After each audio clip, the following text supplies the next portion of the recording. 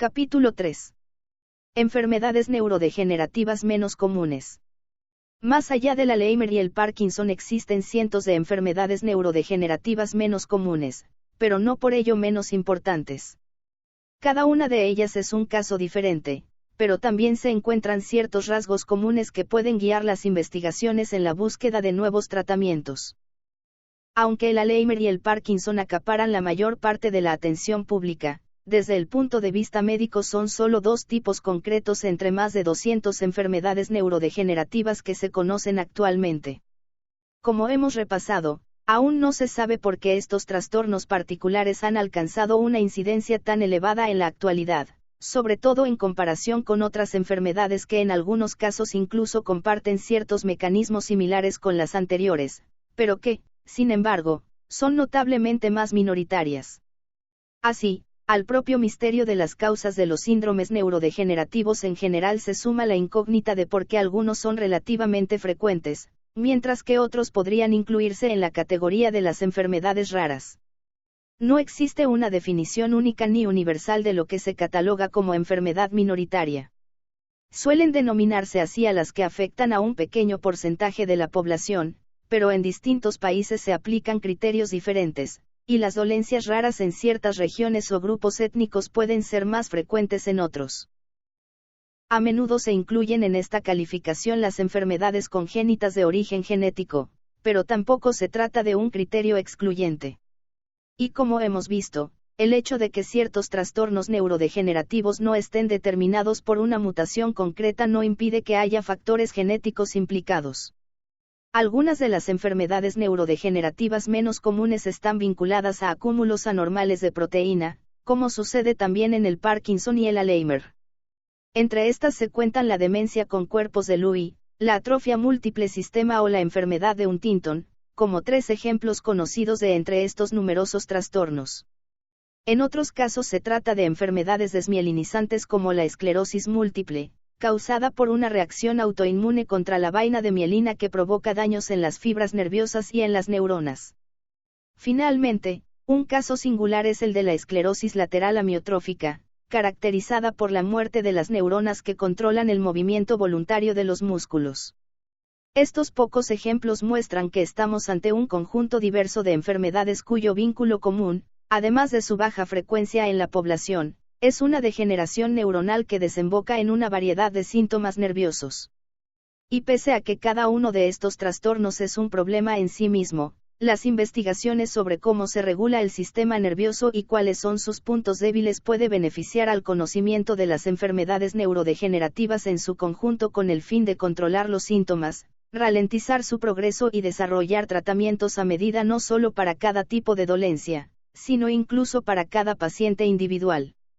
La demencia con cuerpos de Lewy. Como expusimos en el capítulo anterior, a menudo ocurre que los agregados de alfa-sinucleína o cuerpos de Lewy típicos del Parkinson pueden extenderse a la corteza cerebral originando una demencia. Y en ocasiones es difícil decidir si se trata de una evolución avanzada del Parkinson o de una enfermedad con entidad propia.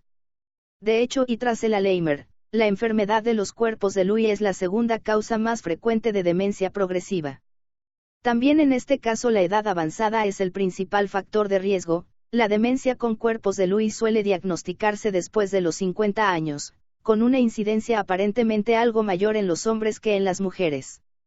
Como datos de ejemplo sobre su frecuencia, entre los 327 millones de habitantes de Estados Unidos existe más de 1 millón de afectados, mientras que los pacientes suman unos 100.000 en Reino Unido, con una población de 66 millones.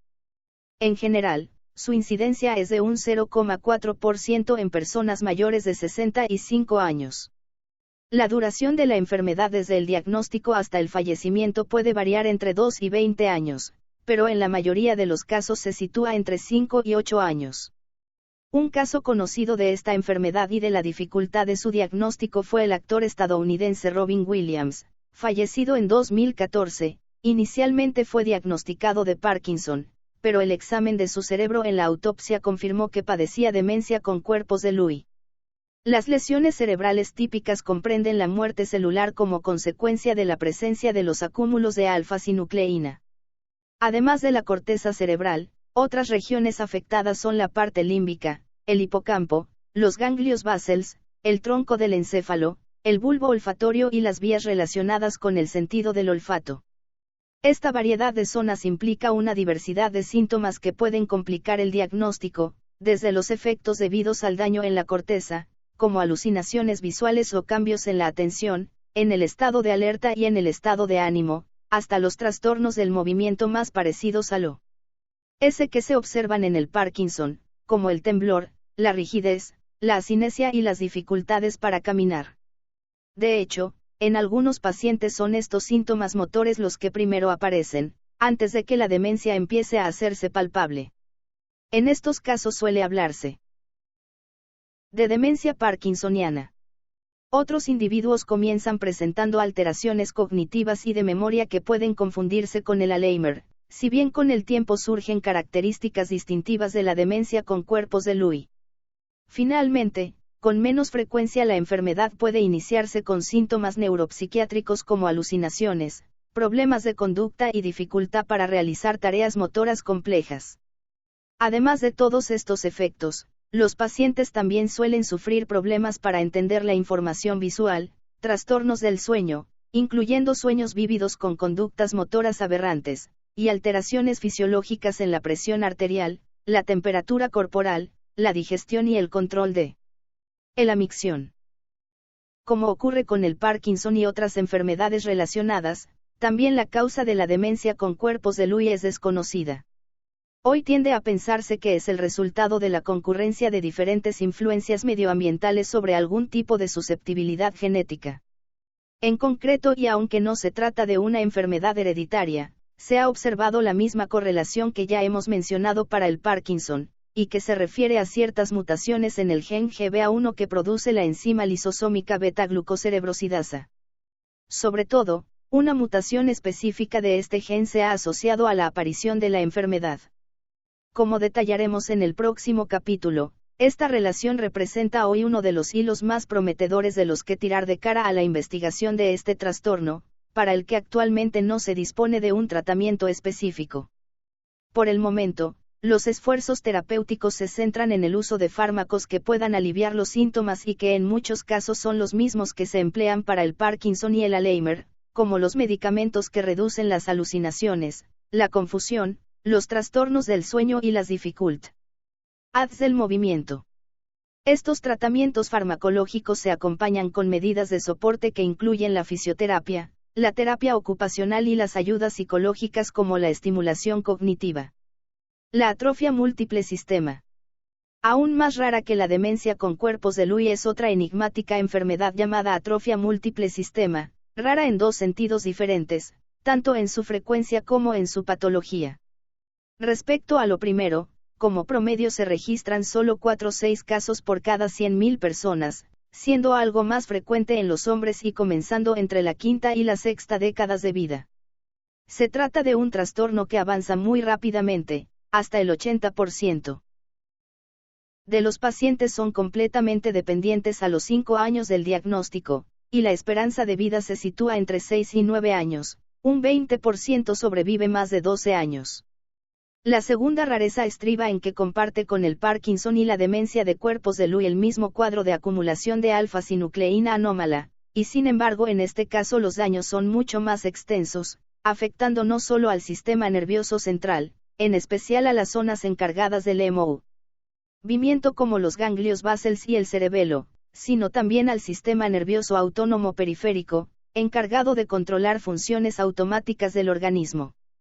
Esto ocasiona problemas en la frecuencia cardíaca y en la continencia urinaria que se suman a síntomas motores similares a los del Parkinson, lo que a menudo dificulta el diagnóstico. Curiosamente, en los hombres una primera manifestación frecuente es la disfunción eréctil. Una peculiaridad de la atrofia múltiple sistema que agrava sus efectos y la distingue de otras sinucleinopatías es que la acumulación de alfa-sinucleína afecta inicialmente sobre todo a los oligodendrocitos, que como vimos son las células de la glía encargadas de producir la vaina de mielina. Como consecuencia, estas células mueren y desnudan de mielina a los axons de las neuronas, las cuales seguidamente también perecen. En este sentido, la atrofia múltiple sistema presenta también ciertos rasgos comunes con las enfermedades desmielinizantes. Este cuadro tan complejo es la causa de que un examen inicial del paciente pueda revelar en primer lugar los síntomas motores como más preponderantes, en cuyo caso se dice que la enfermedad es de tipo parkinsoniano.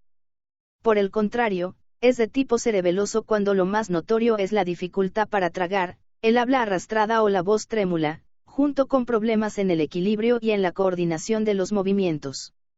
Como en los casos anteriores, la atrofia múltiple sistema tampoco es una enfermedad hereditaria, y sus posibles aspectos genéticos aún no se han dilucidado.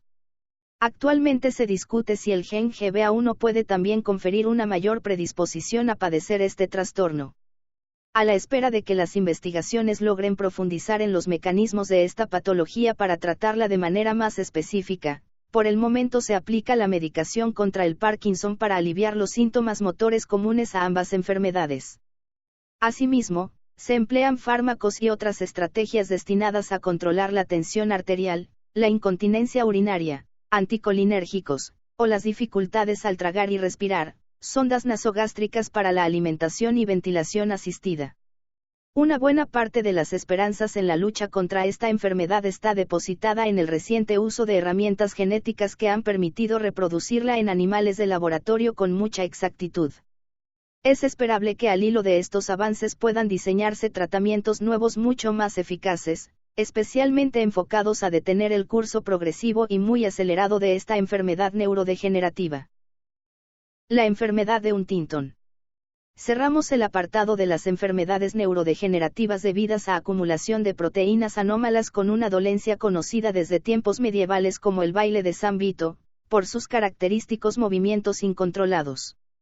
Su primera referencia médica se debe a Charles Oscar Waters en 1842, pero fue en 1872 cuando el estadounidense George Huntington la describió en detalle como una enfermedad, sin una gran importancia práctica, simplemente una curiosidad médica. Sin duda, el médico subestimó la importancia de la enfermedad que hoy lleva su nombre, conocida también como Corea de Huntington, cuyos efectos son evidentemente graves, aunque se trate de un trastorno minoritario. Su prevalencia se calcula de entre 4 y 15 personas de cada 100.000.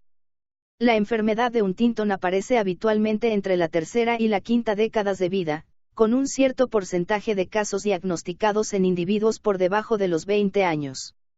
Afecta de manera similar a hombres y mujeres y se observa con más frecuencia en personas de raza caucásica con ascendencia europea, siendo muy rara en Japón.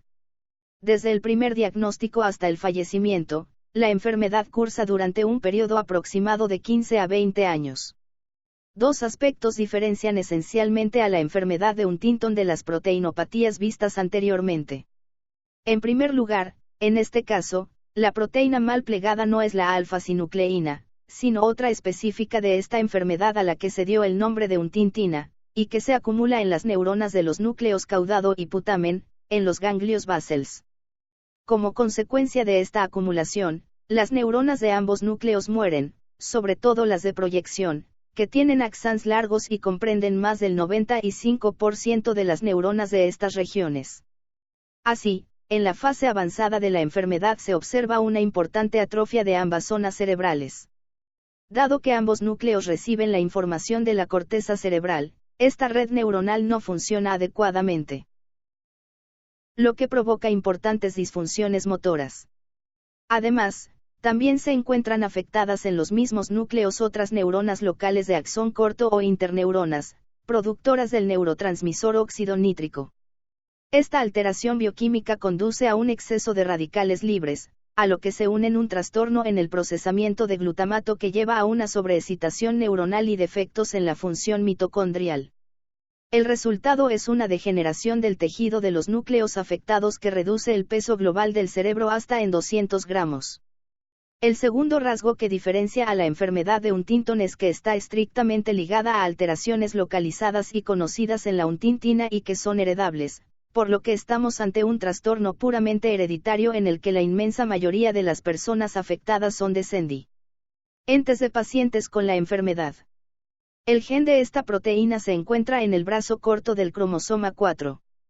En los afectados, la secuencia presenta una alteración consistente en un número excesivo de repeticiones de 3 bases, CAG, que se traducen en el aminoácido glutamina. Estas repeticiones se conocen como expansiones de poliglutamina, y su número condiciona el momento de aparición, la sintomatología y el pronóstico de la enfermedad, de modo que a mayor cantidad de estas secuencias la enfermedad aparece antes, con mayor gravedad y con peor pronóstico.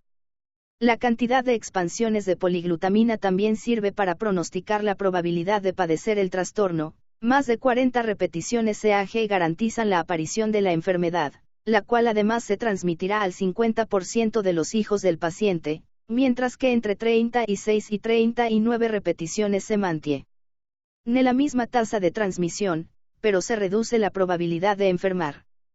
Por debajo de 35 repeticiones no hay enfermedad, y únicamente existe cierto riesgo de transmisión a la descendencia.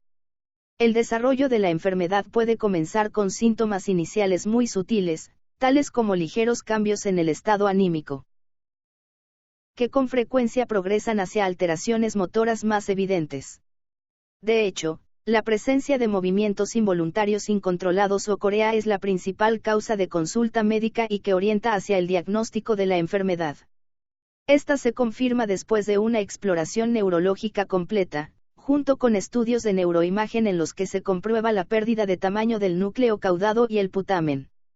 Naturalmente, al tratarse de una enfermedad hereditaria, el análisis genético también es determinante. Un simple test de sangre permite contar el número de repeticiones CAG. En unos pocos casos, la mutación de la huntingtina puede surgir espontáneamente sin antecedentes familiares, de novo. Y también en este caso es detectable con un estudio genético que confirma el diagnóstico. A medida que la enfermedad avanza pueden aparecer síntomas muy variados. Los movimientos involuntarios pueden incluir tics, espasmos musculares, alteraciones similares a las del Parkinson y pérdida de la coordinación motora al realizar movimientos secundarios. Entre los daños cognitivos destacan la amnesia, la apatía y la apraxia, o incapacidad de llevar a cabo tareas o movimientos que el paciente ha comprendido y que intenta ejecutar. Es también muy habitual observar notables trastornos en la conducta, como por ejemplo irritabilidad y agresividad, hipersexualidad y conductas adictivas, así como desinhibición. Sin embargo, estas manifestaciones pueden surgir en distinto grado y a diferentes edades, distinguiéndose sobre todo 3 patrones típicos. La variante senil comienza a partir de los 55 años con un predominio de trastornos motores y corea sin un deterioro intelectual ni un acortamiento de la esperanza de vida. La llamada forma clásica se inicia antes, entre los 30 y los 50 años, con trastornos motores, cognitivos y de conducta, y con un horizonte de vida de unos 20 años. La más grave es la variante juvenil, que se diagnostica antes de los 20 años y en la que predomina una importante rigidez motora, síndrome asinético, acompañada por un serio deterioro mental, y que causa el fallecimiento en menos de 15 años.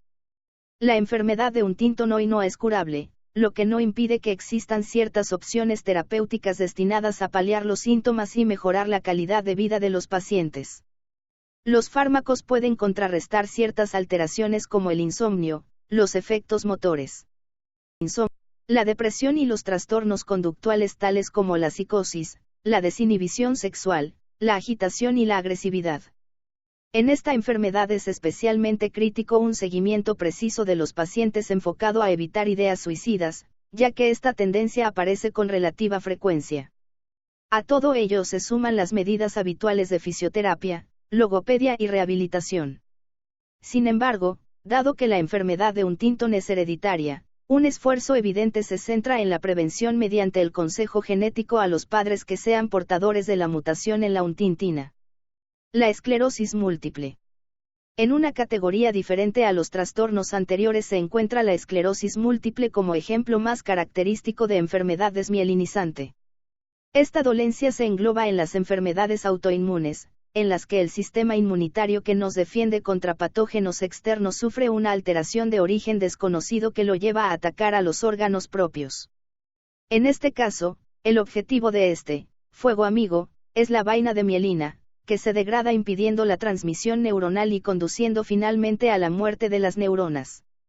Aparecen así cicatrices llamadas lesiones escleróticas en zonas focalizadas del cerebro, que originan diferentes síntomas y signos clínicos en función de la región dañada.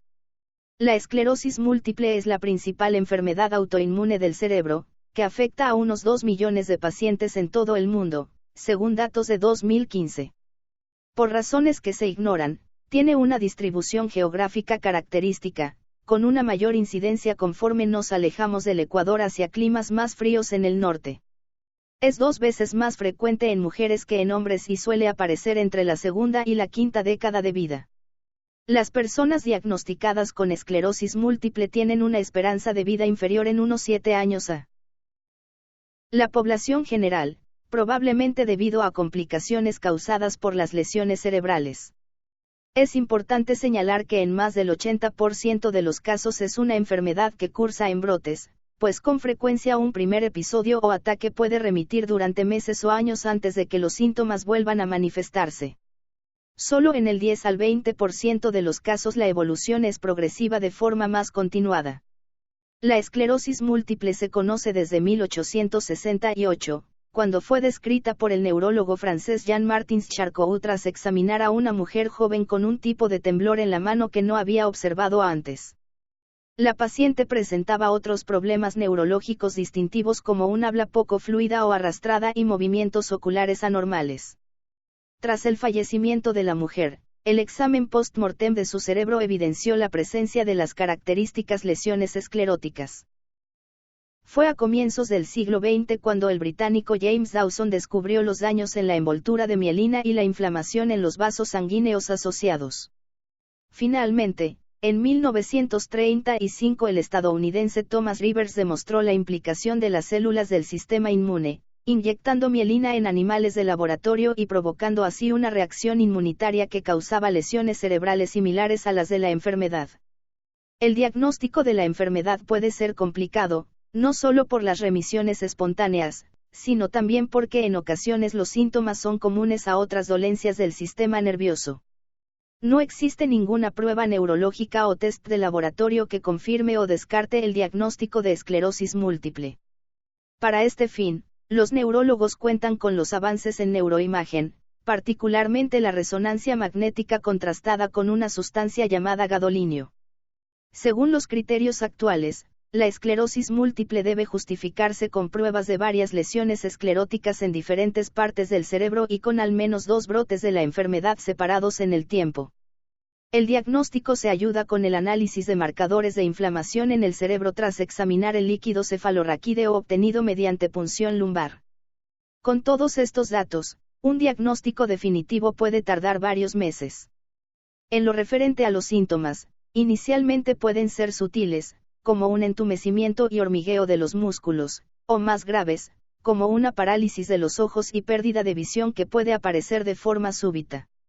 Las manifestaciones de la esclerosis múltiple dependen de la localización específica de las lesiones en el cerebro y por tanto pueden ser muy diversas, incluyendo alteraciones musculares como debilidad y espasmos, visión borrosa o doble, dificultad para tragar o hablar, incontinencia o retención urinaria, diarrea o estreñimiento, reflejos musculares exagerados y otros trastornos como fatiga, apatía, desánimo, depresión o ansiedad.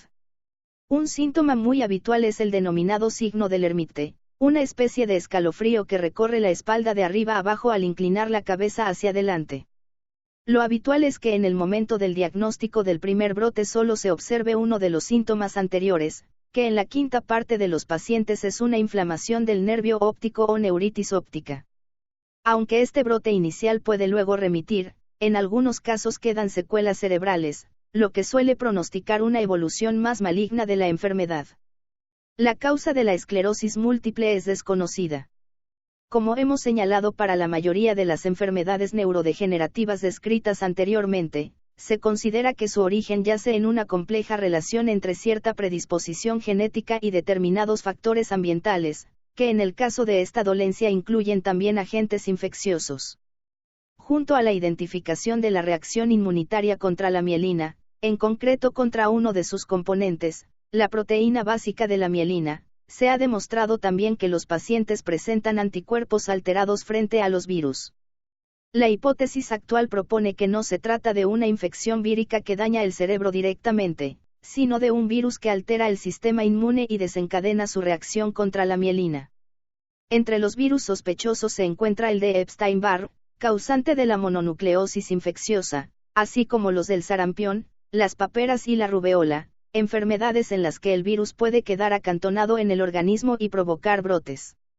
Además de los agentes infecciosos, otros factores ambientales que se han relacionado con el riesgo de padecer la enfermedad son el consumo de tabaco y el estrés.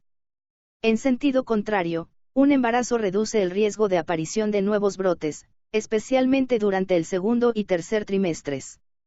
Estos factores ambientales pueden tener un mayor peso en las personas con perfiles genéticos determinados.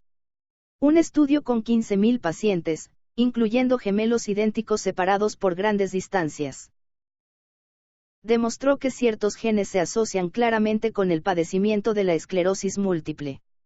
Esta investigación se amplió con la creación del Consorcio Genético de la Esclerosis Múltiple, que agrupó la información genética disponible sobre la enfermedad en 15 países. El consorcio ha estudiado la genética de 80.000 personas, llegando a identificar hasta 160 variantes de genes relacionados con la enfermedad. Los que aparecen más vinculados a la esclerosis múltiple son los relacionados con el antígeno leucocitario humano, un conjunto de genes fuertemente implicado en el sistema inmunitario. Por ejemplo, son los responsables del rechazo a los trasplantes.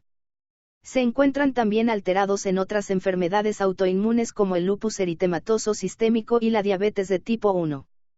Sin embargo, debe subrayarse que la esclerosis múltiple no puede considerarse hereditaria, si bien la probabilidad de padecerla es mayor en los familiares de los pacientes, particularmente en los de primer grado. Si ambos progenitores están afectados, la incidencia en sus descendientes es 10 veces superior a la normal.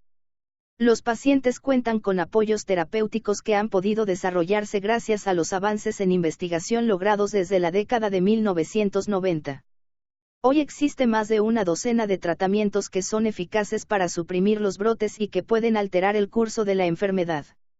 Entre ellos se cuentan los corticosteroides, fármacos hormonales que inhiben la respuesta inmunitaria y combaten la inflamación.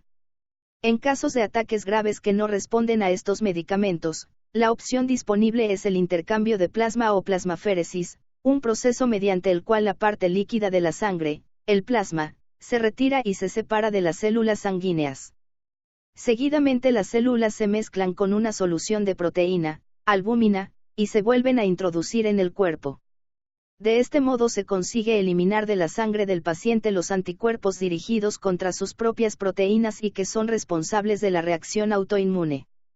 Por otra parte, existen terapias modificadoras de la enfermedad, que consiguen reducir la recurrencia de los brotes y retrasar la formación de lesiones si se emplean lo antes posible, ya que gran parte de la reacción inmunitaria nociva se produce en las primeras fases de la enfermedad. Muchas de estas opciones tienen riesgos considerables para la salud, por lo que no son aplicables en todos los casos.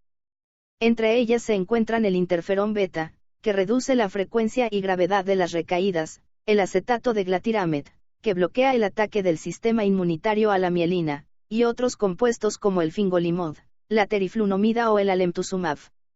Para los casos en que la enfermedad no aparece en brotes, sino que sigue un curso progresivo, actualmente el único fármaco aprobado, desde marzo de 2017, es el ocrelizumab, que es capaz de reducir las recaídas y el deterioro. La esclerosis lateral amiotrófica. Finalizamos este recorrido por las enfermedades neurodegenerativas menos comunes con un trastorno popularizado gracias a un ilustre paciente, el astrofísico Stephen Hawking. La esclerosis lateral amiotrófica, ELA, se caracteriza por la muerte de las neuronas motoras, lo que causa una parálisis muscular progresiva. Aproximadamente, el 50% de los pacientes fallecen antes de los 3 años del inicio de los síntomas, y únicamente un 10% alcanza una supervivencia de entre 5 y 10 años. En los países occidentales se ha calculado que cada año se diagnostican entre 2 y 3 casos por cada 100.000 habitantes, con una mayor incidencia en los hombres que en las mujeres y sobre todo en personas de raza caucásica.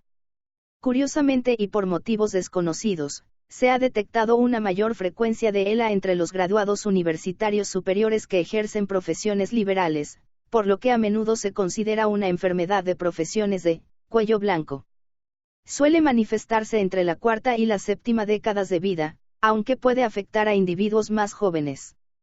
Su primera descripción en la literatura médica apareció en 1874 y se debe a Charcot, el mismo neurólogo que detalló la esclerosis múltiple. En Estados Unidos la ELA suele conocerse como enfermedad de Lou Gehrig, en referencia a un famoso jugador de béisbol que falleció en 1941 a causa de esta dolencia. Las neuronas motoras se clasifican en dos tipos, superiores e inferiores, en función de su localización en el cerebro. Las superiores se encuentran en la corteza cerebral, desde donde envían sus conexiones a través de un grueso haz de fibras, la vía piramidal, hasta el tronco del encéfalo, donde cruza hacia el lado contrario hasta alcanzar las neuronas motoras inferiores en la médula espinal. La ELA afecta a ambos tipos de neuronas motoras, siendo por tanto una enfermedad tanto del cerebro como de la médula espinal, aunque sus síntomas pueden ser diferentes en función de la localización de las lesiones. Su manifestación primaria es la debilidad muscular que suele comenzar por las manos o las piernas, y que con frecuencia se acompaña con espasmos y dificultades para respirar y tragar, junto con un tono de voz más nasal por las dificultades en mover los músculos de la lengua. La atrofia muscular que se observa es consecuencia de los daños en las neuronas motoras inferiores, mientras que otros signos clínicos dependen de las superiores, como el signo de Babinski, extensión del dedo gordo del pie al estimular la planta, y el de Hoffman, flexión de los dedos de la mano al golpear la uña del segundo o tercer dedo. Cuando las neuronas motoras alteradas son las encargadas de mover los músculos de las piernas, situadas en la parte baja de la médula espinal, los pacientes pueden sufrir dificultad al caminar o correr, incluso con caídas frecuentes. Si se afectan las neuronas que controlan las manos, en la parte alta de la médula, suelen tener problemas con tareas como escribir o abrochar botones. Curiosamente, las neuronas motoras encargadas de los músculos que mueven los ojos raramente se encuentran afectadas por la enfermedad salvo en fases terminales, lo mismo que las redes neuronales responsables de otros sentidos corporales y del control de los esfínteres. Con el comienzo de estos síntomas, la evaluación del paciente por un especialista lleva a un diagnóstico correcto en más del 95% de los casos, incluso sin un test específico. Para ello se emplea la electromiografía, una técnica neurofisiológica que sirve para medir la conducción eléctrica en los nervios que llegan a los músculos. Cuando se detecta lesión de las neuronas motoras inferiores en al menos 3 de las 4 extremidades, puede confirmarse el diagnóstico de ELA. Esta técnica permite también contar el número de neuronas motoras supervivientes, lo que ayuda a valorar la progresión de la enfermedad y la eficacia de un determinado tratamiento. Para comprobar el estado de las neuronas motoras superiores se emplea la espectroscopia de resonancia magnética, que estima el número de neuronas supervivientes en la corteza cerebral motora, así como la estimulación magnética de la corteza motora, que mide la conducción nerviosa en estas neuronas. A medida que la enfermedad se extiende para afectar con mayor intensidad a las neuronas motoras, los pacientes pierden la movilidad en brazos y piernas y quedan incapacitados para hablar y tragar, e incluso para respirar. En fases muy avanzadas necesitan alimentación mediante sondas nasogástricas y requieren ventilación asistida para respirar. Aparte de los síntomas motores, al menos la mitad de los enfermos de ELA sufren también alteraciones cognitivas y desórdenes en la conducta, tales como apatía, desinhibición, gestos atípicos, disfunciones en el lenguaje, problemas de memoria e inestabilidad emocional. Aunque estos síntomas no están relacionados con la progresión de la enfermedad, afectan también a la esperanza de vida de los pacientes. Bajo todo este cuadro clínico devastador aún no ha podido identificarse una causa primaria de la enfermedad. No se sabe por qué las neuronas motoras superiores e inferiores comienzan a degenerar. Ello obliga a suponer que, una vez más, probablemente existe una propensión genética sobre la que actúa una suma de factores ambientales. Con respecto a esto último, se ha detectado una frecuencia inusual de ELA en ciertas poblaciones en contextos determinados. Por ejemplo, después de la Segunda Guerra Mundial se registró una incidencia de ELA 100 veces superior a la habitual en un grupo de habitantes de la isla de Guam. Este aumento descendió a partir de la década de 1980, lo que descartaba un origen genético.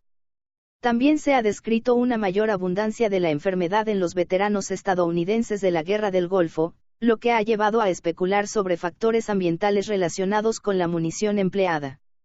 Por otra parte, existen teorías más o menos aventuradas sobre la posible influencia de infecciones por virus, enterovirus y VIH, y hongos, así como desórdenes en el sistema inmunitario e incluso intolerancia al gluten. Además, se baraja la implicación de la exposición a metales pesados como el mercurio, el plomo y el arsénico, sin que hasta ahora haya podido probarse. Por último, existe una plausible relación entre la ELA y los trastornos de origen priónico, ya que hasta en 50 casos de enfermedad de Creutzfeldt-Jakob se han encontrado signos de deterioro de las motoneuronas inferiores. Solo entre un 5 y un 10% de los casos de ELA tienen un claro origen genético. De estos, en una quinta parte se han detectado hasta 90 mutaciones diferentes en el gen de la enzima superóxido dismutasa 1, SOD1, lo que ha llevado a investigar el posible papel de esta proteína en el desarrollo de la enfermedad. La SOD1 ejerce una función antioxidante, convirtiendo los radicales libres en peróxido de hidrógeno, agua oxigenada, y oxígeno. Por este motivo, se propuso que las mutaciones de SOD1 podrían causar la enfermedad por un efecto tóxico de los radicales libres. Una posible consecuencia de ello sería una de las alteraciones típicas de la enfermedad, el deterioro de los neurofilamentos que forman el esqueleto de las neuronas. De hecho, se sabe que la ELA afecta sobre todo a los axones neuronales de grueso calibre, precisamente los más ricos en neurofilamentos. Un dato intrigante es que entre los componentes esenciales de los neurofilamentos se encuentra tau, la proteína que se acumula en el Alzheimer. En personas con mutaciones en el gen de tau se ha observado una concurrencia de ELA con demencia y Parkinson, aunque se desconoce si este fenómeno tiene un significado biológico real o es una mera coincidencia. En el fondo, aún no se sabe si las anomalías en los neurofilamentos son una causa o un efecto de la enfermedad. Esto último puede decirse también de otras alteraciones observadas en las células de los pacientes. Las neuronas presentan disfunciones mitocondriales y agregados de una pequeña proteína reguladora denominada ubiquitina, cuya función principal es unirse a otras para marcarlas como moléculas destinadas a su eliminación. Asimismo, existe una anomalía en la regulación de los niveles intracelulares de calcio, y este defecto puede activar un proceso molecular en cascada que conduce a la muerte neuronal. Se cree que la razón de que las neuronas motoras del ojo permanezcan intactas hasta fases muy avanzadas de la enfermedad radica en que estas neuronas contienen abundantes cantidades de proteínas que secuestran el calcio, por lo que posiblemente ejerzan un efecto protector. A su vez, el desequilibrio de calcio puede estar relacionado con otra alteración típica de la ELA, el exceso de glutamato en el cerebro. La sobreactivación de los receptores de glutamato provoca una entrada desmedida de calcio en las neuronas. Cuando el nivel de este elemento sobrepasa un cierto umbral, es tóxico para las células. Precisamente, esta alteración del glutamato es el objetivo del único tratamiento contra la ELA que ha demostrado algún beneficio. Se trata del Riluzol, un antagonista del glutamato que está aprobado en Estados Unidos y Europa y que aumenta la supervivencia entre 3 y 6 meses, prolongando las fases intermedias de la enfermedad. Su eficacia sustenta la teoría de la neurotoxicidad mediada por exceso de glutamato como uno de los mecanismos involucrados en la enfermedad. Más recientemente, en 2015, se ha aprobado el uso de un antioxidante denominado edavarone, que también se emplea para el tratamiento del ictus cerebral y que parece ser más eficaz en pacientes con inicio temprano de ELA. Algunos compuestos se han ensayado en ratones transgénicos con SOD1 mutante, comprobándose que la gabapentina aumenta la supervivencia y la vitamina E, retrasa el inicio y la progresión de la enfermedad. No obstante, ninguno de estos dos fármacos ha funcionado en pacientes con ELA. Por último, el cuidado de los enfermos incluye otras medidas de apoyo como la fisioterapia, la rehabilitación, la logoterapia y unas pautas nutricionales específicas, que también comprenden la alimentación por sonda nasogástrica. Es especialmente crucial proporcionar a los pacientes un soporte ventilatorio adecuado, ya que el fallo respiratorio es la principal causa de muerte en los pacientes con ELA y el segundo síntoma más frecuente tras la debilidad muscular. Todo lo expuesto en este capítulo y en los anteriores revela que aún queda por delante una tarea ingente en la lucha contra las enfermedades neurodegenerativas. Sin ser causas mayoritarias de mortalidad en la sociedad actual, son motivo de gran preocupación porque no solo merman en distinto grado la supervivencia, sino que además perjudican muy seriamente la posibilidad de disfrutar de una adecuada calidad de vida durante la vejez. El conocimiento del cerebro humano se ha disparado en las últimas décadas, pero las herramientas tradicionales de la medicina se han quedado cortas a la hora de atajar estos trastornos destructivos. Se necesitan nuevas estrategias. Y como veremos a continuación, las esperanzas están depositadas en el desarrollo más profundo de tecnologías novedosas como la terapia génica, que a lo largo de este siglo va a permitirnos aplicar una precisa cirugía molecular contra diversas enfermedades cerebrales que hasta ahora han sido incurables. La incógnita infecciosa de la esclerosis múltiple.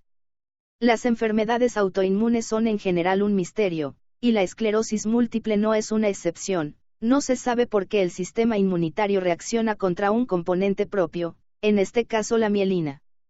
Según una hipótesis, ciertos antígenos virales podrían parecerse a proteínas propias como las de la mielina, lo que llevaría al sistema inmune a confundir el objetivo cuando el virus infecta el organismo.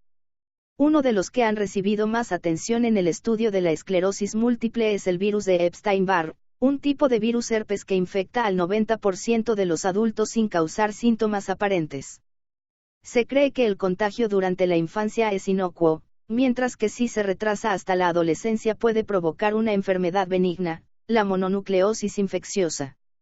Algunos investigadores proponen que una infección tardía puede estar relacionada también con el desarrollo de la esclerosis múltiple.